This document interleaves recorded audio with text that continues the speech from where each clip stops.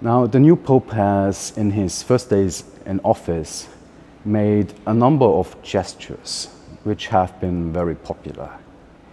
We have heard that he was not moving into the papal residence. Instead, he continues to live in the guest house of the Vatican, that he refused to wear many of the symbols that emphasize the superiority of the Pope as the Bishop of Rome over the other bishops of the Church. Symbols such as the purple shoes, a golden cross, he's wearing an iron cross instead, such as the cape which is made of ermine fur, and many more things. Well, the fact that the Pope is the first Pope from Latin America means a lot. First of all, of course, the majority, or let's say about half of the Catholics, live in Latin America. That's about 500 million people.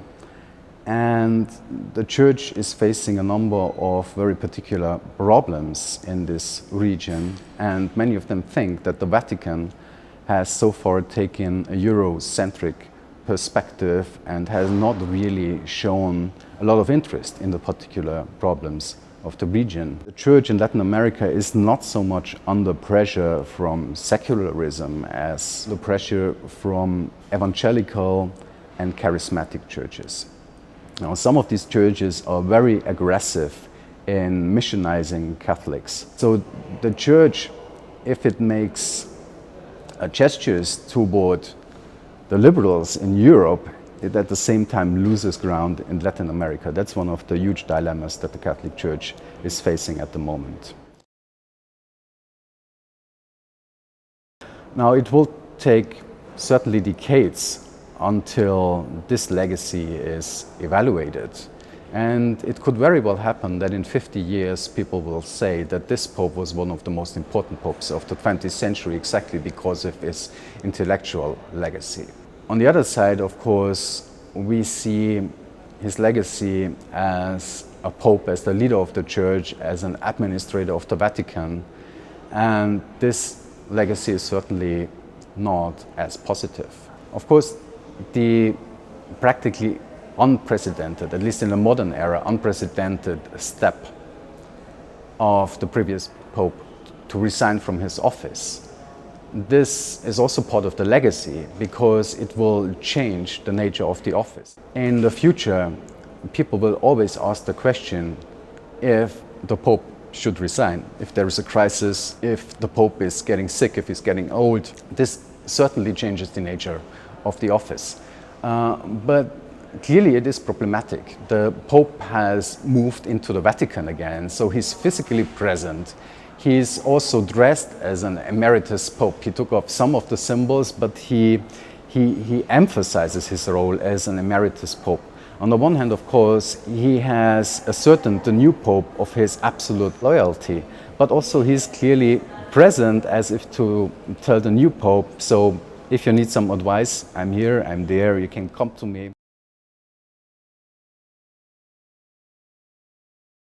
The Pope has made a number of statements and gestures which show that he wants to return to the Second Vatican Council and see the potential for reform that could be found in the documents of this council and how this could be turned into a program.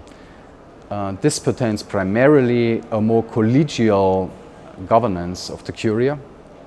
It pertains better relation to other religions and to other churches, and it also pertains to a reform of the liturgy. Francis was known for working with the poor, for not being afraid of getting into contact with the sick, with the outcasts of society. Francis is also known for voicing criticism of the clerical church, and especially his followers later in the 13th and 14th century, especially a more radical wing among the order he founded, the Franciscan order, became relatively radical, anti-clerical activists, and they tried to live an alternative model of what they called a spiritual church. So if you take all this together, the choice of the name includes a huge program for reform. And of course, this has raised huge expectations.